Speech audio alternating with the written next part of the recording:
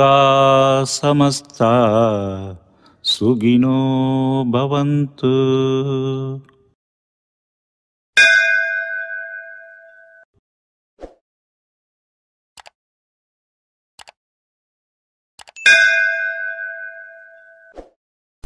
ஓம் சக்தி பராசக்தி ஸ்ரீ மலையாண்டி தாயே சரணம் சரணம். சுவாதிச்சுடர் நேயர்களுக்கு குருவருளும் திருவருளும் சூழ பிரார்த்திக்கிறேன். அன்பர்களே, நாம் இன்று தரிசிக்க இருப்பது மதுரை திருமங்கலத்தில் கோயில் கொண்டுள்ள தேவி ஸ்ரீ மலையாண்டி அன்னை திருக்கோயில். மலையப்ப பிள்ளை நாடார் பங்காளிகள் குல தெய்வமான ஸ்ரீ மலையாண்டி தாய்க்கு அழகான ஒரு ஆலயம் வாழையடி வாழையாக தொன்று தொட்டு மதுரை திருமங்கலத்தில் அமையப்பெற்று சிறப்புற மலையப்பிள்ளை நாடார் பங்காளிகளால் பராமரிக்கப்படுகிறது. ஒவ்வொரு திருக்கோயிலும் ஆன்ம எழுச்சியின் அடையாளமே. முன்னோர்களால் ஆதிசக்தியின் திருவுள குறிப்பறிந்து அமைக்கப்பெற்றதே ஸ்ரீ மலையாண்டி அன்னை திருக்கோயில். அத்திருக்கோயிலில் கடைபிடிக்கப்படும் சம்பிரதாயங்கள் ஆன்றோர்களால் வடிவமைக்கப்பட்டதே ஆகும்.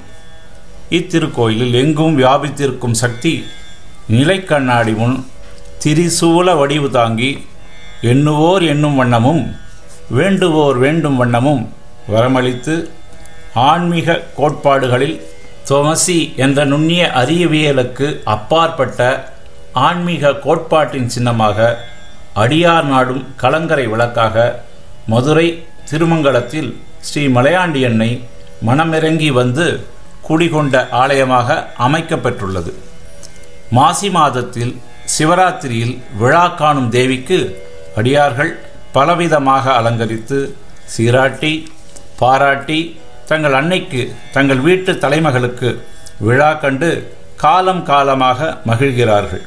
மேலும் மலையாண்டி அன்னைக்கு பௌர்ணமி பூஜை, திருவிளக்கு பூஜை என பூஜைகள் பலவும் அடியார்களால் நடத்தப்படுகிறது. மலையாண்டி அன்னைக்கு மேலும் ஓர் அலங்காரமாக அன்னையின் அருள் வேண்டி பக்தி பாடல்கள் தொடராக சுவாதிச்சுடர் சேனலில் வெளிவர உள்ளது.